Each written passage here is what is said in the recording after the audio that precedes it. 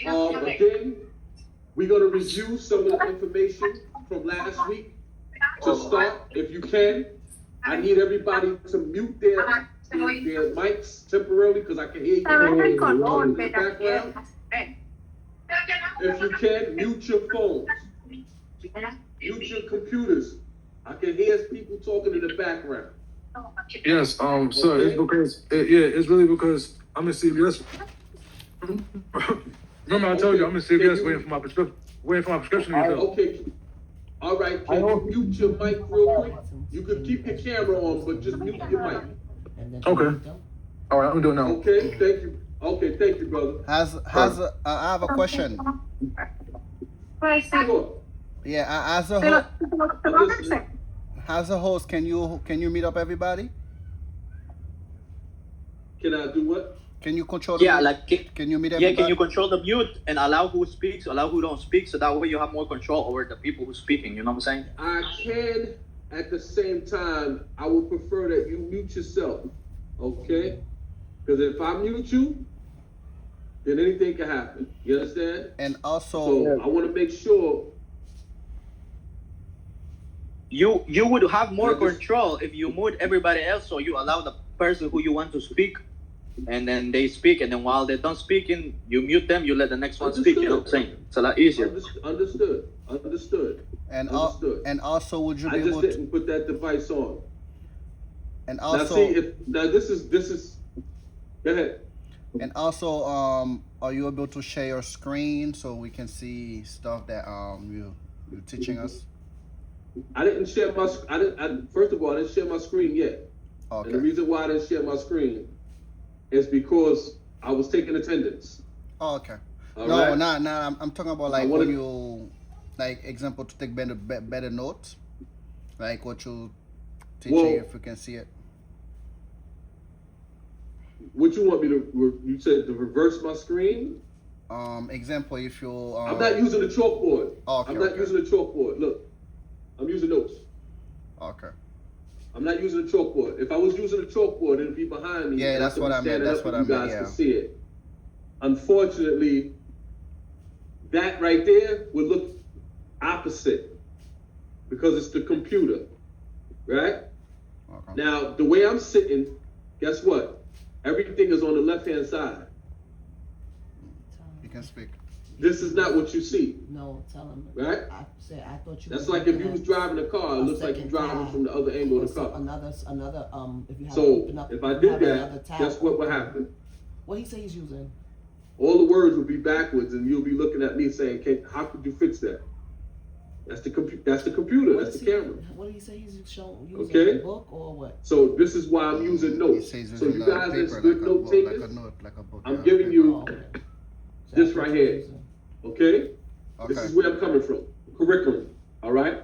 If there's anything that you might need, like I said, information-wise, you guys have access to reach out to me. Okay? You have access to reach out to me. I did receive a text from you. A text, right? Yeah, you have my text. You have my email. You can reach out to me, and I can find a way to email you any source of information that you might need for this class. So I'm definitely gonna hit you up. And if I can do that, I will do that for each and every one of y'all, and I will let that be known that this is information for this class. Yes, because what I want to say is like this is important for me, guys, and my child is on the line, so I want to take as much information I can do and become the father for my child. So just give me all the source that I can get, so I can get busy to that. That's what's up. That's good, bro. That's good. I want this for everybody. Everybody here is here for a reason because their child is on the line. Nobody here is singled out. Okay? This is a group thing, a group effort. That's why we all came as one. This is why we all here today. So I want you all to understand there's no bad dads here. Don't ever feel it. If you felt like one, before you leave this class, I promise you, you're going to feel like a better dad walking in this room. And when you're walking out, you're going to be like, thank you, I appreciate you, and everything that you did. I'm only doing what I'm supposed to do. Okay? So I want you guys to understand. Like I said, we're going to review what to know, some of the information we went over last week dealt with how confident, courageous, dependable, leader, self-reliant, successful, those 6 characteristics of being a man and being a dad is important. What about that information is what makes you a better dad? It are character keys of how a man or a good man and a dad you are to become. You're gonna be a good dad one way or the other, okay? All you gotta do is be consistent. Consistency makes prophecy, right? So morals are the key to Yeah, that's a fact, yo. all the information that I'm giving you is stuff that we basically went over. You must work on your character if you are to raise healthy children. Your character is what diagnoses and what identifies with your children being who they are and mimicking you, right? You must always Yes, sir. model Yes, and sir. reinforce morals in your children. This highlight is basically information and questions that will be later on. So if you need to document this, please do. Don't feel afraid to say, hey, slow down. I want to write this. Say something. Hit me after class. I can always make it possible for me to email you and say, hey, I'm sending you page 23 and 24. Wow. Read it, study it, and keep it in your notes, right? And Roger that. that's Roger where we that. stopped. That's where we stopped at last week. Okay, we stopped at that part right there. All right. The questions All right. on what we knew was, how have I affected by what my parents and culture taught me about being a man? What that says is, how is it that you learn how to be a man and who you learned from? Who did you learn how to be a man from? Was it your dad? Was it your uncle? Was it your grandpa? Was it your big brother? Was it the neighbor? Was it your friend's dad? Was it somebody from the corner store? I mean, we have to think about these things because as men, we learn to mimic what we learn from men. What we watch other men do, we tend to pick those things up and think that those are things that men are supposed to do. Some of us grew up without men. Some of us grew up without women in our lives. Some of us grew up with our moms, our grandmoms, our aunts, our big sisters, maybe our cousins, female cousins. And a lot of us just grew up knowing these things, right? Some of us grew up maybe in foster care. You understand? We didn't grow up around our family. So how do we learn how to be men? What was it that taught us to be men? A lot of times they go into information like social media. They talk about TV. They talk about books. They talk about models like doctors, lawyers, teachers, policemen, firemen. These are all the things as kids we're asked in public school, what do you want to be when you grow up? What do you want to be when you grow up? They never ask you what kind of man you want to be. They ask you, what do you want to be when you grow up? The question is, what kind of man do you want to be? Or what kind of man you want to be like? Who do you want to mimic? What do you want to mimic? And how does that look? You understand? The identification that we get from our mothers and our grandmothers and our aunts and our sisters is what kind of man do them women like? And that's what we learn from. A lot of times they'll tell us, oh, you're not supposed to do that. You're not supposed to act like that. A real man treats a woman like this. A real man does this for his woman. A real man doesn't allow his woman to go to work and he does all these are all the things that stereotypes put out on us as men. Yet it takes two. It takes a man and a woman to run a household or to raise children. And sometimes it just allows one, but with the structure of both, because it's called respect. We have to learn to respect one another, even if we don't get along, for the children's sake. That's the only thing we have to do as men. Because at the end of the day, we might not be with our partner for long periods of time. We might have spent long periods of time with our partner and grew apart and said, hey, I want a divorce. I want a separation. I don't want to be with you no more. And they look at you and go, are you crazy? What are you talking about? Yet life travels in that direction sometimes where we grow out of things, or we just happen to be like, you know what? I can't do this no more. Because a lot of us, we go into these relationships thinking that it's going to be perfect and it's going to be the white picket fence, the white dog, and the white house. And meanwhile, the woman lives in a black house. You understand? Or she might have it vice versa. We live in a black house, right? The woman might say, oh, he beats me up every night. He comes home from work drunk, right? And then the man goes, I didn't touch her. But meanwhile, she's saying, yes, you do. So we have to check ourselves. So in checking ourselves, we have to learn where we learn these things from. Where did we get this from? Who made us this way? What makes us this way? We got to check ourselves. So is it alcohol? Is it tobacco? Is it, another woman? Is it work? Because we can get stressed out from all these different things, right? Is it life? Is it our own upbringing? Because remember, a lot of us grew up and we was given disciplines as children. And sometimes we got spanked in ways where it was abuse. Today it's called abuse. When we was growing up, it was called a spanking. You got spanked because that was discipline. You understand? You got your butt whooped because it was discipline. Yeah. Nowadays, they have agencies. agencies. That's right. They have agencies in the way where these agencies be like, oh, how long did you spank your kid? I just spanked them 3 times. You're only supposed to pop them once. You'll be like, what? What are you talking about? They call it abuse. And if a child goes to school and they have a mark on them, or they just happen to be sad, and the teacher asks, how you doing today, little Tommy? How you doing, little Billy? How you feeling? How did you spend last night? He go, last night mom beat me. You said mom did what? Mom beat me. Immediately the teacher is gonna be like, okay, take Billy into the library. I need to make a phone call. And before you know it, she's calling home or she's calling ACS. Why? Because little Billy just told her that mom beat him.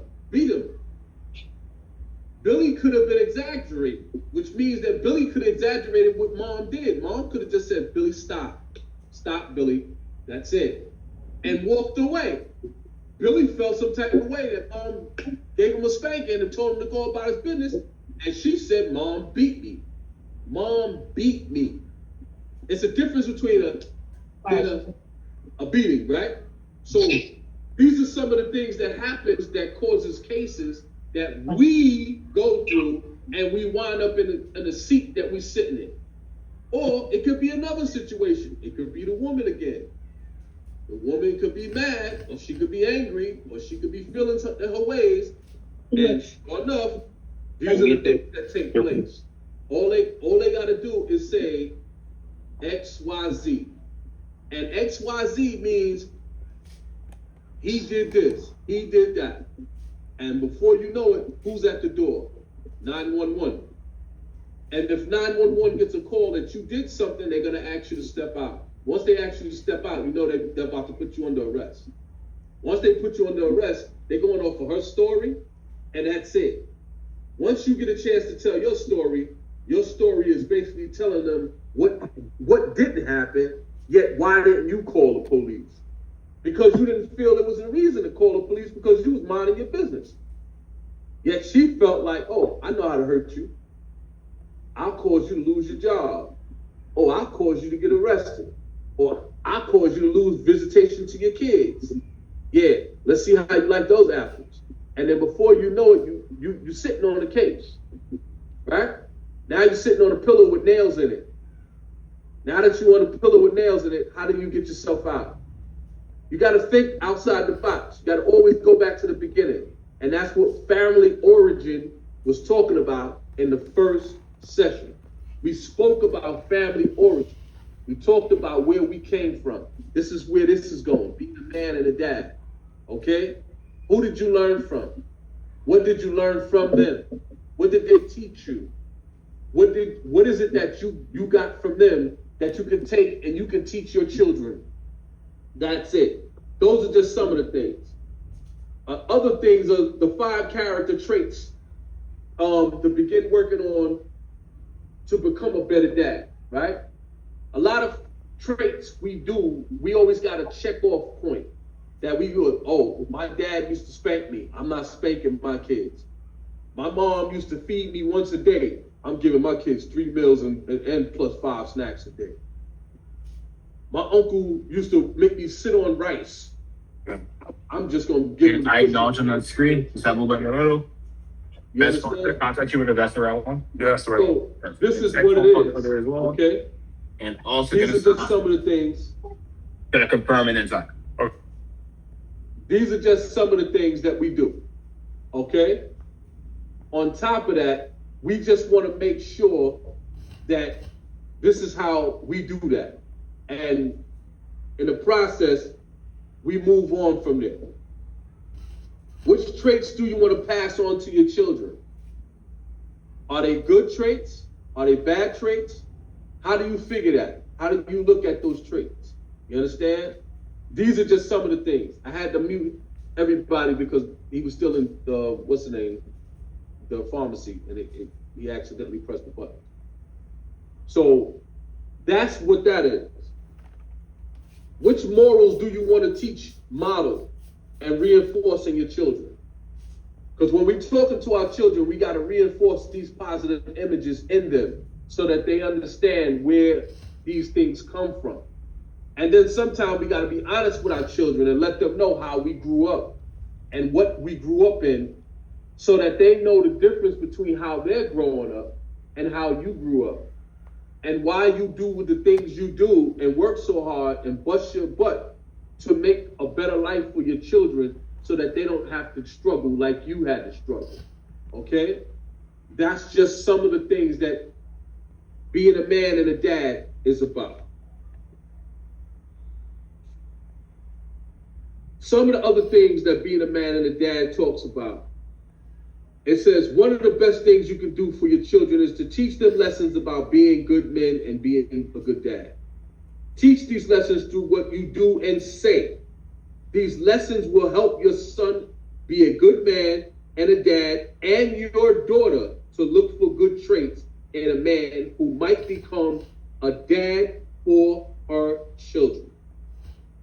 Our society doesn't do a good job raising men or dads. Adults, including parents, don't prepare their sons to be dads as well as they don't prepare their daughters to be good moms. Our society also doesn't do a good job teaching children that they should become adults and spouses before they become parents. What I'm saying is, there's a format that we speak that talks about what are the steps of becoming a parent, right? Some is ideal, some is not ideal. The ideal parent is going to be spoke about. I'm going to tell you the two that's not ideal. Being a boy and a girl and just jumping to being a dad and a mom. Makes sense?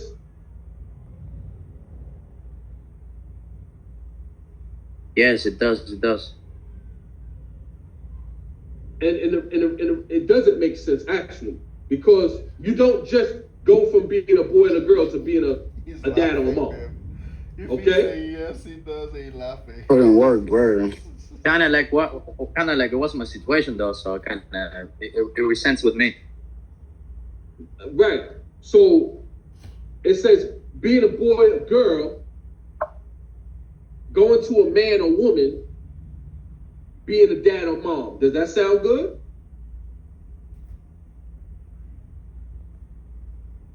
That's more like it.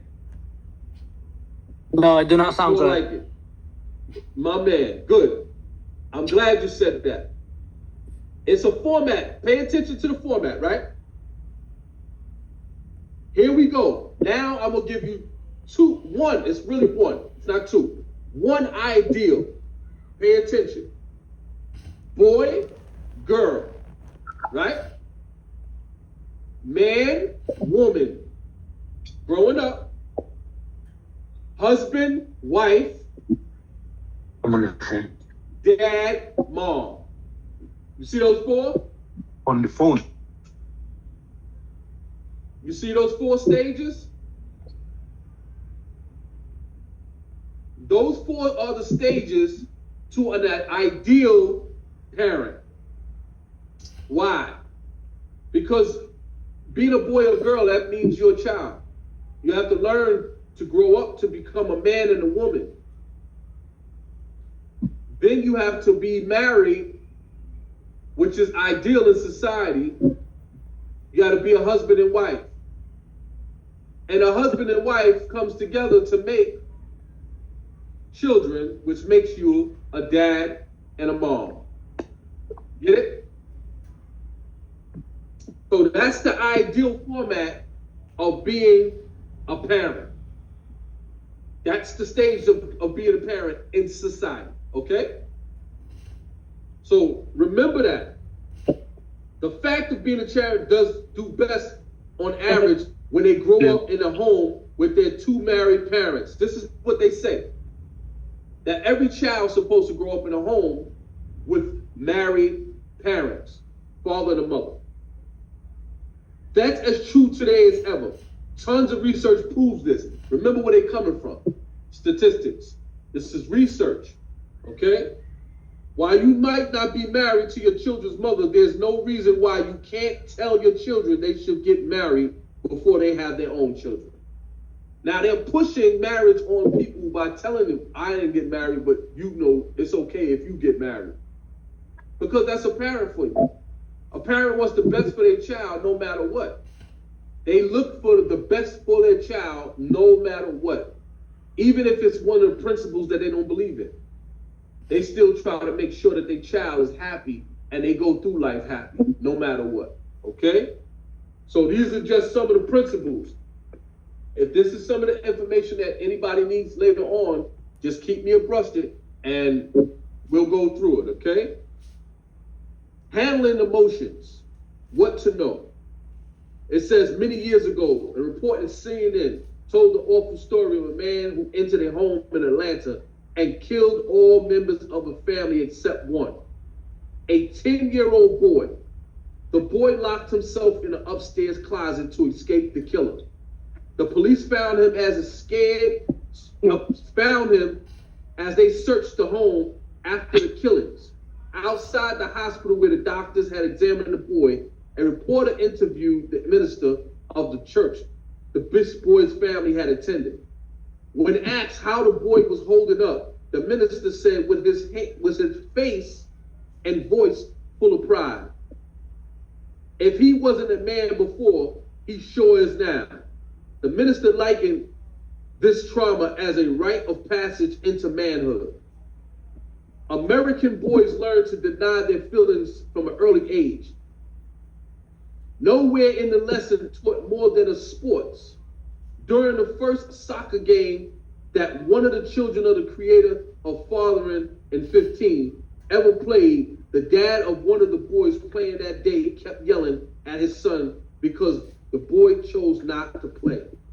It was the boy's first soccer game. The boy came to his dad looking for comfort, but his dad refused to hold him. The boy cried. The dad yelled at his son to stop crying. The boy kept trying to connect with his dad in the only way he knew how, for his dad to hold him. All he wanted was for his father to hold him. His dad spurned him again and again, which means he yelled at him. As he continued to yell at the boy for his choice not to play, and because the boy cried, the dad lashed out. We signed you up for soccer and you will play. The boy turned to his older sister. he walked over to her and sat down in her lap as she wrapped her arms around him. When the dad saw his daughter holding his son, he screamed, "Let him go. Don't show him any pity." The daughter let go and left the boy to cry alone. This boy was only 4 years old. Dads are not the only parents who raise their children in this way. Some moms also raise their boys to deny and bury their feelings and the pain in their body. During the same soccer game, the mom of another boy kept her son, another 4-year-old, from leaving the field after he hurt his knee. The boy limped to the sideline. His mother raced onto the field and forced her son to keep playing, despite his complaints and cries that his knee hurt. If you are to raise healthy children, you must first learn that it is manly to show your emotions. Remember that. That it's manly to show your emotions. You must be willing to connect with and get to know your emotions. You must learn to show your emotions in the right ways. Only then you teach your children how to handle their emotions in the right ways. What else? Real men are in touch with their emotions and aren't afraid to show them. Remember that. Real men differ in the ways they show emotions, but they show them without fear of how others will react. That's a real man. Men and women differ in how they possess emotions. You use your brain to process emotions in different ways than a woman does. But you are just as able and as a woman of showing emotions. But when you show emotions, it doesn't mean that you're weak or a sissy. A lot of us grow up thinking that if we show our emotions, we're soft. That makes us weak. That makes us a sissy. It's not true. A man that doesn't cry is not a man. And I tell every man this because I cry. And I told myself, hey man, I gotta let this go. When I let it go, I'm human. Those are my emotions. I hold it in, that means I'm gonna explode. That means that I can give this energy off to the wrong person. My kid could be coming to me asking me for help, homework, and guess what? I might lash out at my child because I didn't get a chance to let my emotions go. So when you let your emotions go, you give yourself room to breathe, and you also give yourself a chance to be able to understand others around you. In some cases, if your family is in danger, for example, suppressing fear can help you focus and get your family out of danger. Many of us go through incidents where we be in danger and we be calm as a rock. Some of us go through danger and we panic, we shake, we get nervous, and we can't stop moving, and that automatically can cause anything to happen, right? We can walk through a door not knowing that it's full of smoke and fire. But if we kept calm, we'll know, touch the door, oh, it's hot. Can't go that way, go this way, right? And we gotta go the opposite direction. Or we gotta get down on all fours and we gotta, wrap our heads with blankets with cold water, and we gotta make it out the door, best way we know how. But we gotta stay calm. Somebody has to always stay calm in order to make sure everybody else gets through. And it says most women want men to show their emotions. This is a fact. Every man in this room right now that's on this computer is here because a woman made you show your emotions, one way or the other, whether it's positive or negative. That's the reason why you're here. We became emotional. We are emotional creatures, and we became emotional due to that fact because a woman got us out of pocket. She told us, oh, you ain't nothing but, oh, you ain't a real man. Oh, you can't do nothing for me. And boom, what we do? We respond to it. Yet, if we didn't respond to it, what does it tell us? All it tells us is that we didn't feed into the nonsense that they pushed at us. And it makes us a better person. Okay? It also makes us stronger. So these are some of the things that we have to remember, not to respond to the reactions to other people's nonsense, okay? Most women want a man who can talk openly about his emotions. Not as a crybaby, but as a man who knows what he feels and who he is. Showing your emotions will help improve communication between you and the mother of your children. These are facts that statistics put out and that was written by people to write about men in general. So what we just heard from is actual fact. If you can utilize this information in just so much and apply it in your everyday life, these are some of the things that'll take place, okay? If you have a daughter, it's vital you teach her to show her emotions in the right way. A girl can become as out of touch with her emotions and as angry and full of rage as a boy can become. True or false? True. Absolutely. Absolutely. True. Everybody can become out of control with their emotions or out of touch with their emotions during anger. The only difference is it's allowed for women, it's not allowed for men. And that's statistically shown, right? So as men, we have to be able to do this in a way where it doesn't affect anybody. Because usually what they portray us as is they portray us as, I went through this, dumb.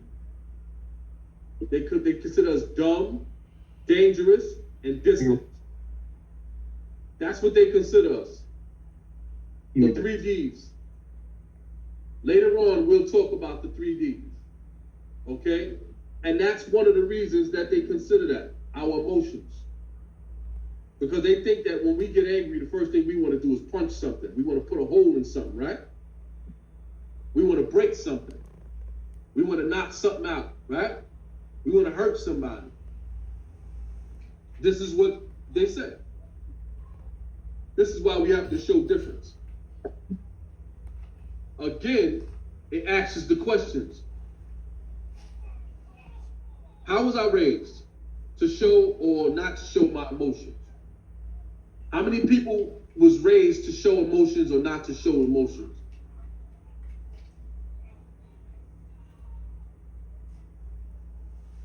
I was raised not to show emotions. Mm-hmm.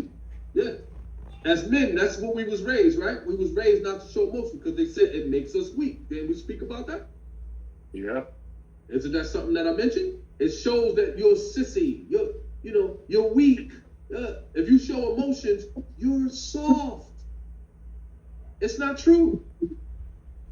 Well, sometimes it's your environment. Your environment shows you if you're emotional, you just a target, because you being emotional in a certain type of environment, it can be a life-changing situation for you. Yeah, right.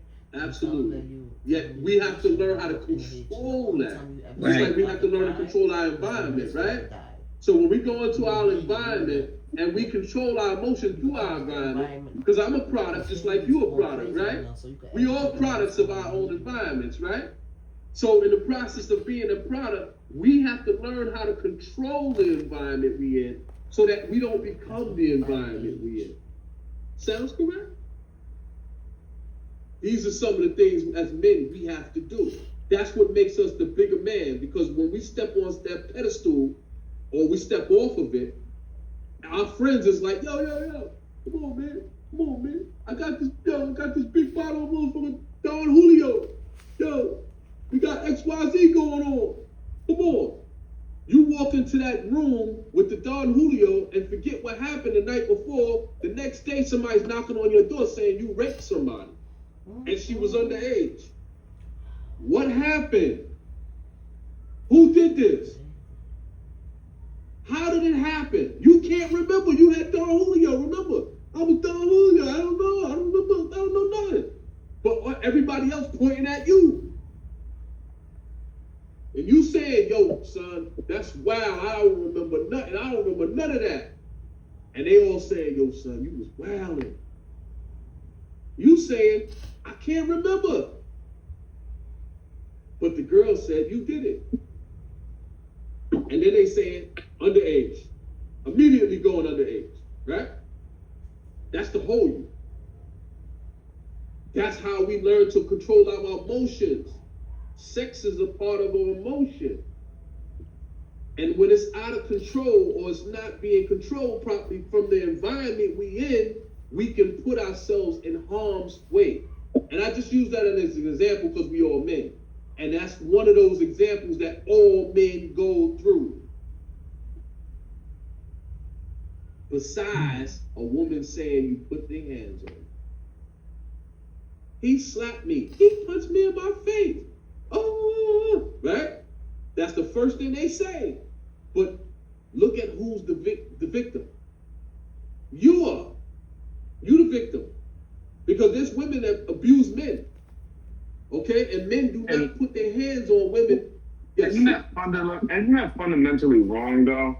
Because it's almost like, as a society, we have to just sit there and just accept and take abuse and not even react. I mean, the only reason why I'm saying that because I'm living through it right now. I was in an abusive relationship, and the moment I just try to defend myself or just block it off, I'm being accused of all this maliciousness that's not even in my history. But yet, this woman I'm with, well, formerly with, has all that history. But yet, I have to find every type of evidence just to prove my worth as a human being. It's almost as if I'm just supposed to stand there and just accept abuse. No matter if I'm getting punched in my face, kicked in my groin, you know. And then when you try to take the high road and walk away, you're labeled as leaving your family. You're a pussy. You're a punk.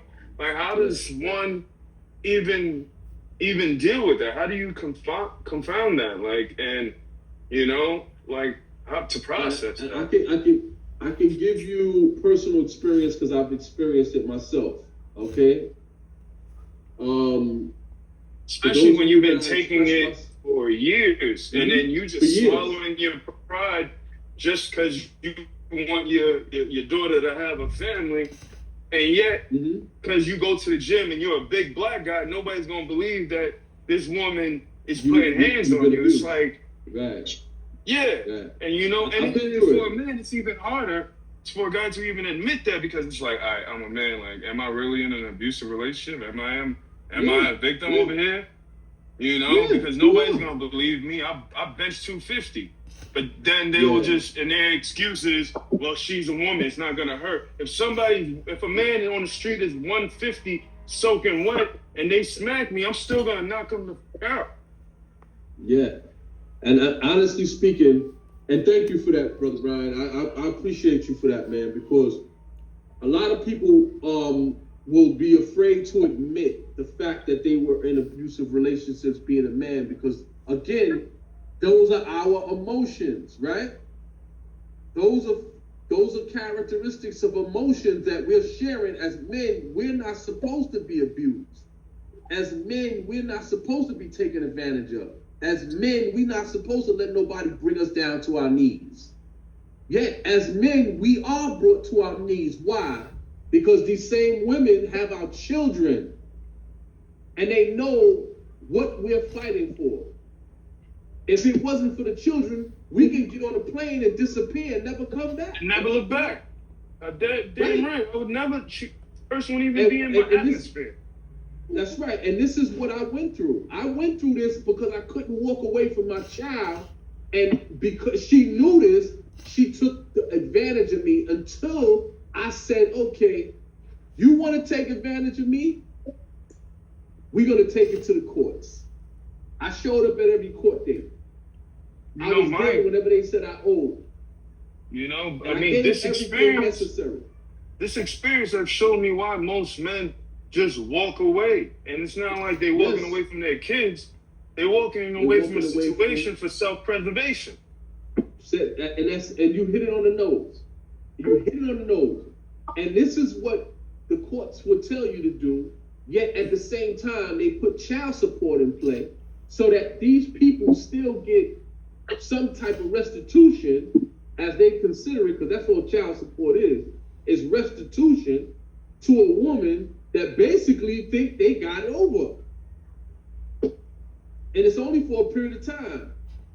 But yet all you got to do is just keep tabs on your children and make sure they're being taken care of properly. And if not, then you file the papers and take her back to court and have her brought to court. And when they see that she's not doing what she's supposed to do with the money that's being given, guess what? They can reverse the situation and she'll be having to pay you. Don't let her make more money than you. And then you have custody of them kids, she'll be paying child support. Yet I'm it takes fighting time. for full custody right now. You understand? And brother, when you get the chance to do so and you get them children, then you know what to do. Okay? And I guarantee you, and I wish you the best, because nobody deserves it. Brother, I've been through it. I know what it's like to be in an abusive relationship. You understand? I know what it's like to sleep with the devil. And trust me, I got away from it. It's not even just being in that relationship. It's being abused and then being turned around and being called an abuser. Like, how can you be the perpetrator as well as the victim? And that's when it crossed the line for me. I was like, now you're insulting my intelligence and you're trying to change my reality. You know? Yo, you guys, I got a question. Sorry to interrupt. Mhm. Will they force like the women to go all do this, all the family stuff if they don't want to? If you file a petition and serve her, she has to go through it the same way you went through it. She don't follow through, she goes to jail.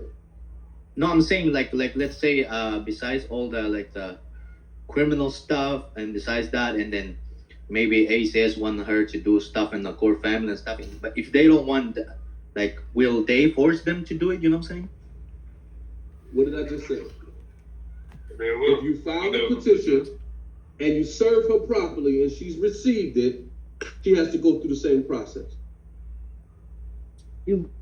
If I didn't, That's not what he's asking. Nothing happens. If you don't serve her, nothing happens. No, he's asking. All right, Yes. will they force them to serve me? No. You know, if they don't want. You have to follow the channels and the stages. If you mess up in one of those stages, you cannot serve her.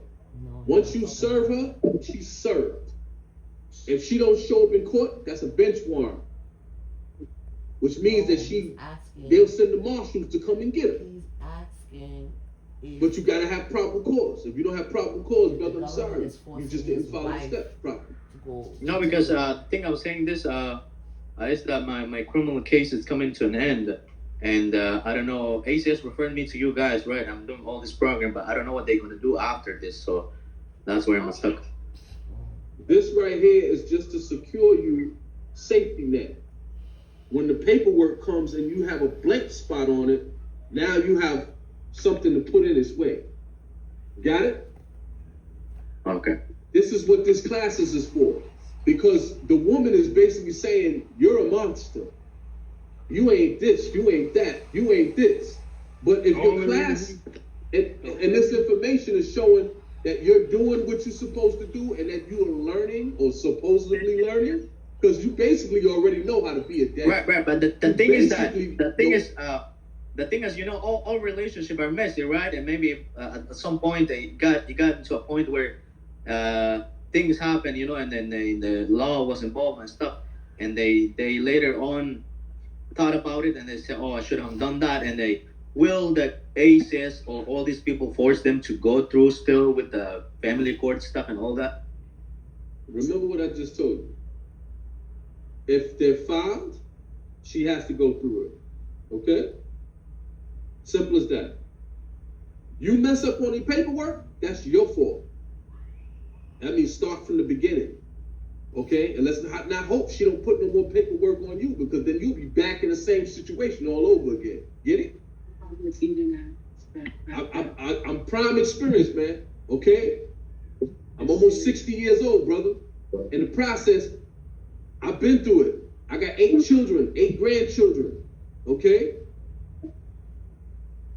I've been through it. I'm only giving you what I know. I'm not going to give you something that's just written on paper. I'm giving you the information on paper because that's what they want to hear.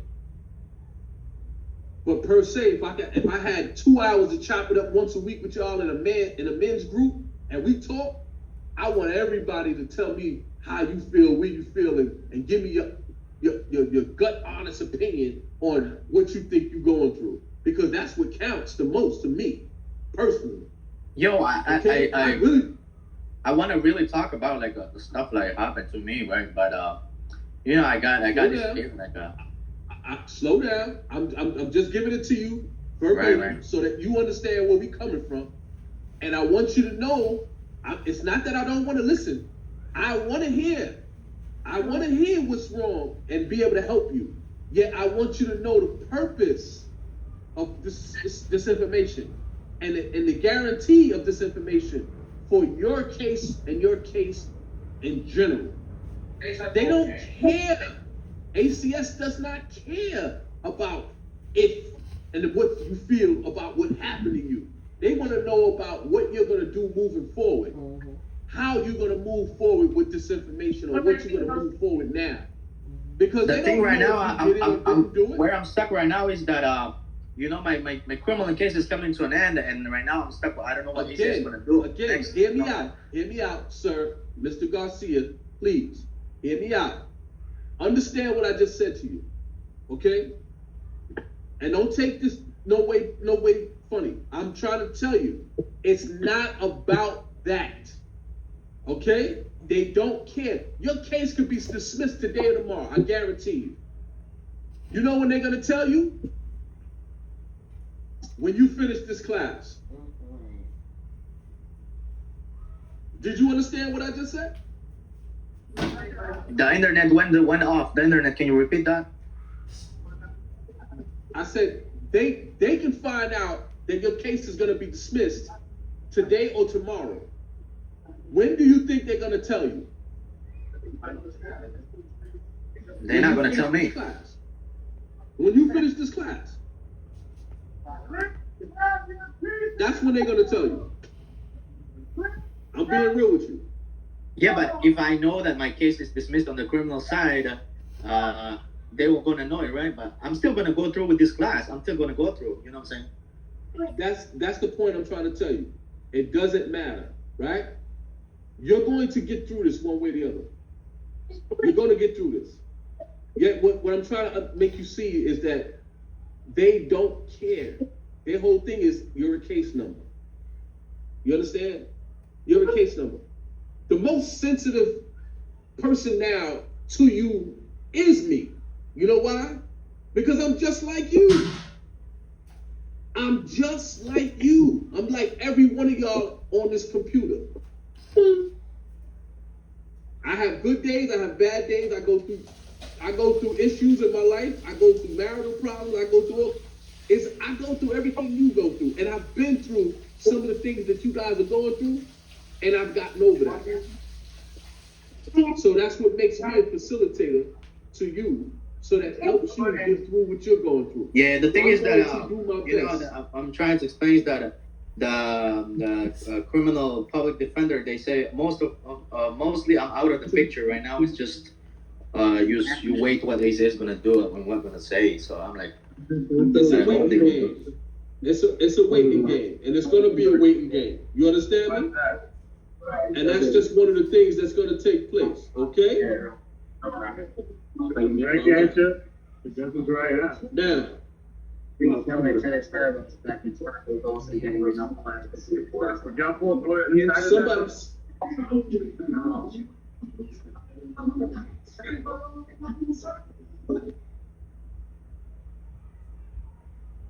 All right, so in almost all cultures, the model of how to be a man requires that men ignore and bury most emotions. Men learn that to show emotions like pain and sadness is a sign of weakness. Emotional men are often called sissies, wimps, or worse. Anger is the emotion that men are most often allowed to show, but because many men bury their emotions, anger They use anger to keep people away from what they're feeling. As a result, they sometimes show anger in wrong and hurtful ways. Their anger often grows in rage. To help you deal with how and show your anger in the right ways, use the following 2 steps. Step 1, release your anger. You can breathe in slowly and deeply for several minutes, or as long as you need to calm down. Breathe in through your nose and out through your mouth. Make sure your belly expands. This is an He know how to exercise. work the computer properly. Anybody that works out knows this. Whenever you type, you go to the gym, you go to work out, you go, anytime somebody feels some stress, you get a basketball, you go to the basketball court, shoot hoops. Some people go to the batting cage and whack some balls. Some people hit the boxing bag, boom, boom, boom, hit the gym. And this is what it is. Some people just do push-ups, calisthenics. And, you know, some people open up a book and read. It relaxes them. Some people put their headphones on, listen to music, and boom, it soothes them out, right? Some people cook. Some people are chefs. Some people like to chef it up and, you know, that eases the tension. Some people take long walks. To do the physical thing like we just spoke about, right? Step 2, talk about what led or caused this anger. Talking helps relieve stress. Who you talk to also is very important on how to relieve stress. Okay? We don't want to talk to the wrong person. We don't want to talk to people that basically, you know, don't have our best interests at mind. Okay? We want to talk to people that basically have the right answer, or they can speak to us in the right way so that we know that they got our best interests at heart. They're not just selling us up the river. Or they're just telling us something just to make us happy or make us feel good, and then we go about our business. Because it's easy to be pampered, right? You could tell somebody something and you could be like, yeah, you know, this, that, and other. And they'd be like, okay, and you walk away. What happens afterwards? You could call a person and say, hey, remember we was talking the other night and I told you what I was going through? What you think about that? And the person might be like, because they really wasn't listening to you. They really wasn't hearing you out. They just was telling you what you wanted to hear for that moment so they can get you either off the phone, out their face, or they can get what they wanted from you. Because remember, people have different reasons for listening to you or being around you. And at that time, they could have wanted something that you had or you offered, and you was going to give it to them. But as long as they listened to you, it was an easy way to get what they wanted from the beginning. So that's what it is. So we got to be careful of that. Okay? We got to know who's there for our interests and for our best interest and for whatever reason. Okay? Yo, when could we chop it up, Mr. Sean? Man, listen, man. You got my phone number, my email, and everything, man. All you got to do is reach out to me, and that's what it is, man. But everything confidential, right? Yes, of course it is, man. They said snitches get stitches, right? Yeah, I would like Okay, to chop it up in person, you know? Dang, anytime. This is, brother, like I explained to you guys, I don't just do this with you. I do this with juveniles, and I do this with young people as well. You understand? I teach this in real life. Like, I talk to young people. I'm almost 60 years old. So in the process, I'm either your peer or I'm older than you by some years, or we're within the same age range, or I got you by ages that I could be your dad. Like, let's be real here. And a lot of people look at that and go, man, I never thought about it. Yeah, because I didn't let stress kill me. I took stress and I put that in a bag and I carried it around, and every time I needed to unlift it, I just poured it out in the sewer drain and I said, here you go. I'm getting rid of you. You understand? That's like going to the bathroom after drinking 5 gallons of water. You know your bladder's full, you be like, man, I gotta let this out. That's exactly how you gotta let that frustration out. You understand? But you gotta do it in a way that is safe, and you gotta do it in a way that it doesn't hurt nobody else. You got to do it in a way that it only benefits the factor that it makes sure that you good. You understand? And that you're all right. but it's not for everybody to, to think that, oh, this is what we do. Nah, no. You understand? This is what it is. Okay? Anything other than that, grief and loss. We're gonna start off with grief and loss, because I don't think we're gonna get through it. We might be able to get through grief and loss, and then we're gonna go into health next week. But grief and loss, what to know? What have you lost in your life? A parent, a marriage, a job. Like a lot of men, the emotions you might have the hardest time showing is the grief that results from the losses in your life. All men experience loss. It's normal, and it's a normal part of life. Lots of things involve loss, such as having to cancel a trip you looked forward to taking for a long time, or watching your team lose the championship. But it's the really tough losses that can devastate you. If you don't live with your children, for example, you face that loss every day.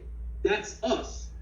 When we don't live with our children, or our children happen to be living apart from us, that's a loss, man. That's something that we wake up to every day that we so used to that we feel lost. Like we be like, damn, man, like what's the purpose? Like what's the cause? Like what is it all worth? You understand? But at the same time, we fighting for this, to get this back. Each man on this Zoom call right now is fighting to get that back in their life. That's the only thing that balances you out. That's the only thing that makes you whole as a man.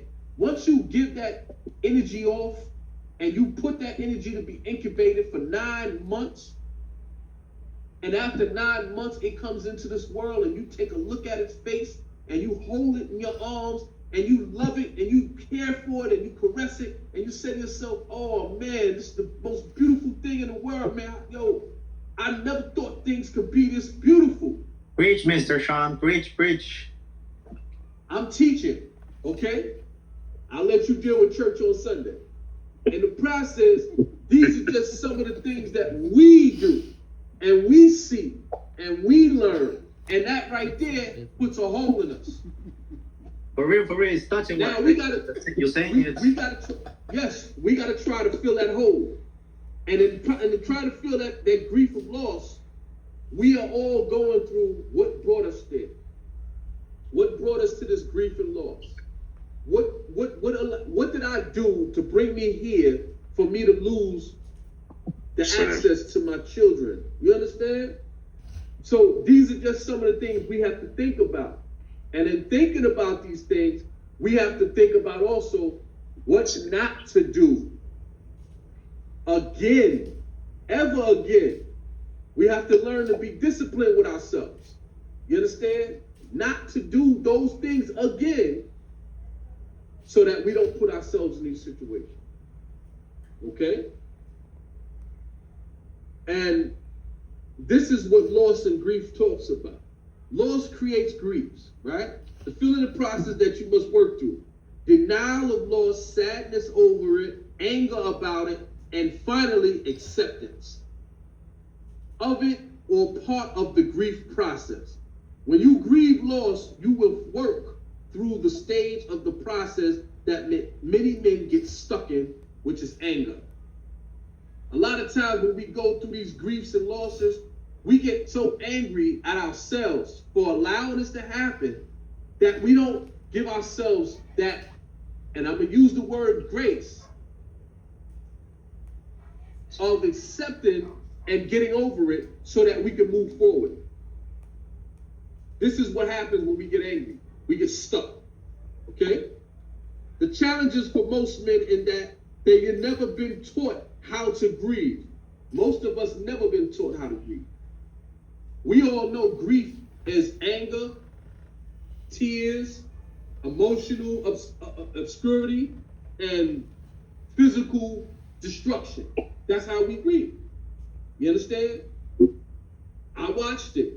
I've seen it. I've cremated 3 brothers. Okay? I've cremated cousins, family members. And these are the things, friends. these are the things that showed me how to get over loss and grief, where I learned how to handle it different. People call me now and they be like, listen, man, we doing a funeral service. Can you help? Our family is going through a tough time. And I'll be like, okay, what do you need? They was like, we need help because we don't know how to process. I tell them who to call. I tell them who to speak to. I tell them what to tell them. And if they're only working on a certain amount of money, I let them know this is what you explain to them so that you know that you don't go above your means. And they thank me for One of it. his homeboys got him that All of job. that's Somebody in experience, the man. company If I didn't go through it at a young got that age, job. I wouldn't know how to do it now. I wouldn't know how to help nobody now. And that's how I learned to grieve. I learned to grieve, and I still grieve. You understand? You never get over that. Okay? I still grieve. And these are just some of the things that I do. Yet, this is what these classes are teaching us as parents that we're going to all go through while we're going through what we're going through when trying to save our children or bring our children back into our lives. Hey, pardon me, Sean. Okay. I just wanted to let you know my phone died. I'm back, okay? Okay. I know you came in through Jeremy, yet always remind yourself to keep a charger, please. Keep a charger next to your phone so that you know that during this hour and a half, you always got juice, because they monitor me and they monitor you. So I want to make sure that when they're monitoring and that camera comes on a private sector, that you guys understand what is going on, okay? You know, we all being watched, all right? No problem. Thank you again. What it is, all right? The challenges for most men is that they've never been taught to grieve. That's where we left off at, right? And then it says they learn instead that it's not manly to grieve. They've been told to take it like a man. How many times we heard that? Snitches get stitches. How many times we done heard that when we do certain things, oh, come on, man, chuck it up, man, take it like a man, man. Yo, that's part of life, man. Come on, get over it, man. You I heard that gonna all be my all right. lives. Yeah, that's You gonna be all right. That's what we hear all day. That's what we hear all day, every day. Okay, and in the process, you know that's wrong, right? Oh, that's a You know fact. it's dead wrong, right? It's dead wrong. So we as men have to learn how to ignore that, and we got to learn how to start listening to the voice in our heads, and we got to start taking our own advice. See, we good at giving advice, but how many of us is good at taking advice? Especially our own advice. If we can give good advice, that means we can take our own advice that we give other people. Am I correct? yeah. See, these are just some of the things that we got to learn to do. Start listening to ourselves. Stop listening to everybody else. Okay? We got to start listening to ourselves. When we say, hey, I'm not doing that, don't do it. Because I want to learn how. Hey, I'm not going over there with everybody. I'm going to stay still. Stay still. It's okay. If somebody feels some type of way, oh man, you a sucker, man. Oh man, you soft, man. Oh man, you ain't. Hey, let them get over it. They'll get over it. You do what's right for you. You do what's necessary for you. You make sure you right first before you go jumping in somebody else's bag and saying, yo man, what you got in here? No. You worry about what you got in your bag first. And then you can move forward and say, hey, I can share what I got with you because I only got XYZ, but you more than welcome to have half of what I got. And they'll be like, oh, okay. It's up to them to accept it or reject it. And as long as they're willing to accept it or reject it, you did your part. You did your part. But when it comes to loss, we can't just get over it and move on and say, oh, it didn't happen. No, it did happen. What took place yesterday and what took place last month and what took place last year, it does affect us in our lives daily. Okay? It does affect us. We lose our loved ones, our mothers, our fathers, our grandmother, our grandfather, our uncles, our aunts, our brothers, our sisters, our friends. It affects us. And when we take a loss, it takes one person to say, oh man, get over it, man. That's a part of life, man. Everybody gotta die. You're right. But it's what that person meant to you that counts the most, that you wasn't ready to just let them go just like that, that you take it harder than everybody else. It's okay. It is okay. Now you have to learn to mourn and learn how to grieve, and then you got to learn how to what? Heal.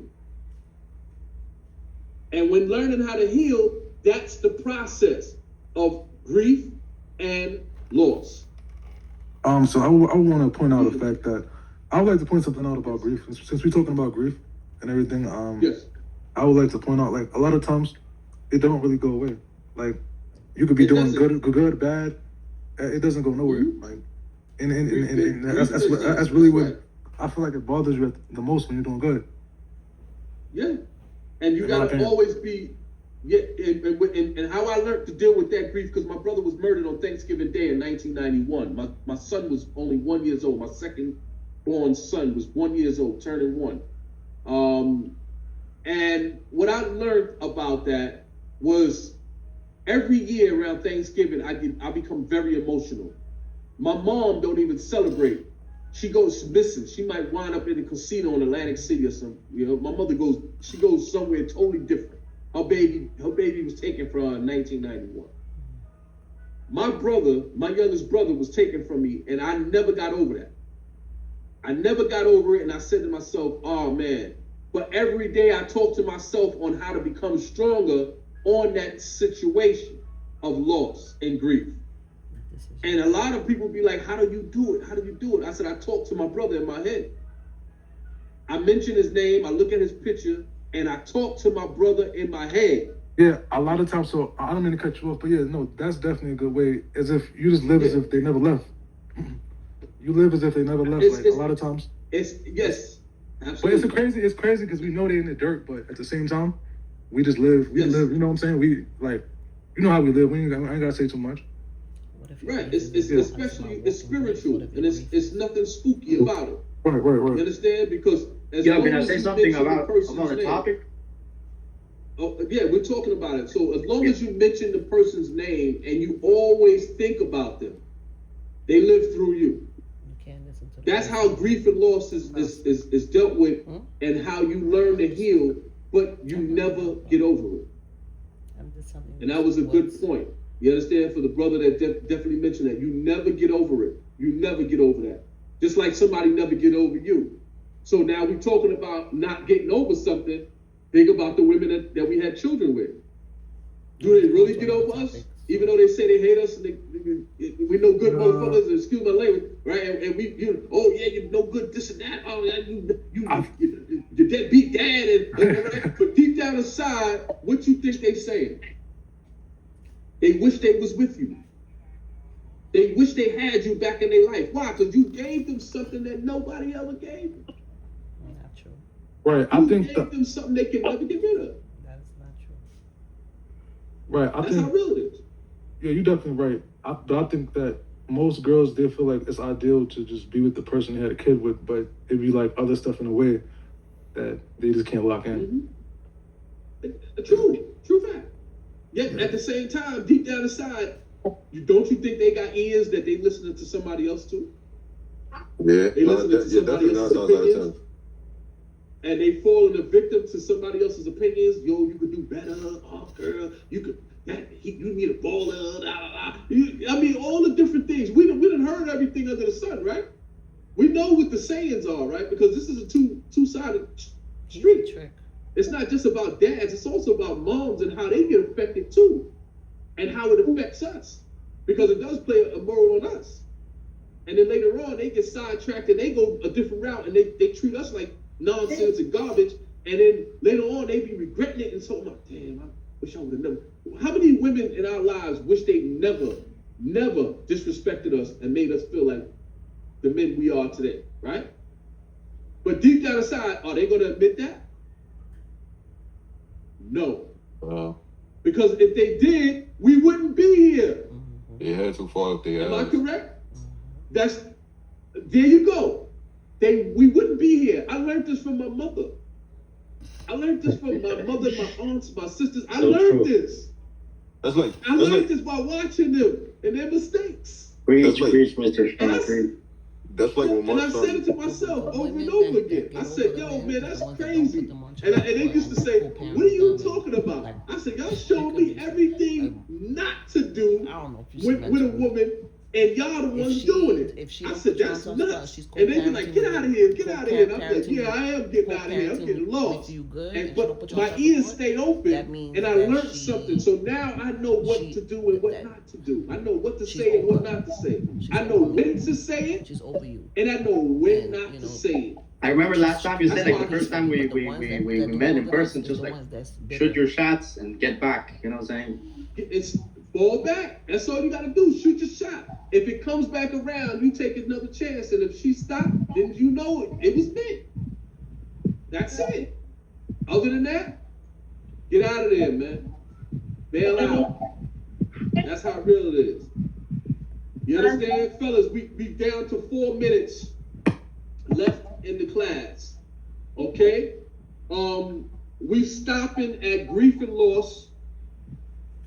I didn't go into the burial part, but I did talk about, my personal experience about, buried losses and things like that, and grief. And I summarized it in a way where you guys can understand it. Okay? We'll finish off with grief and loss next week, and then we'll go into health. We'll go into your health and a few other things, okay? There's 2 chapters we're gonna go into. Anybody else that came into the class that I didn't see, that I didn't take your attendance, and you was here from the beginning, if you need to stay for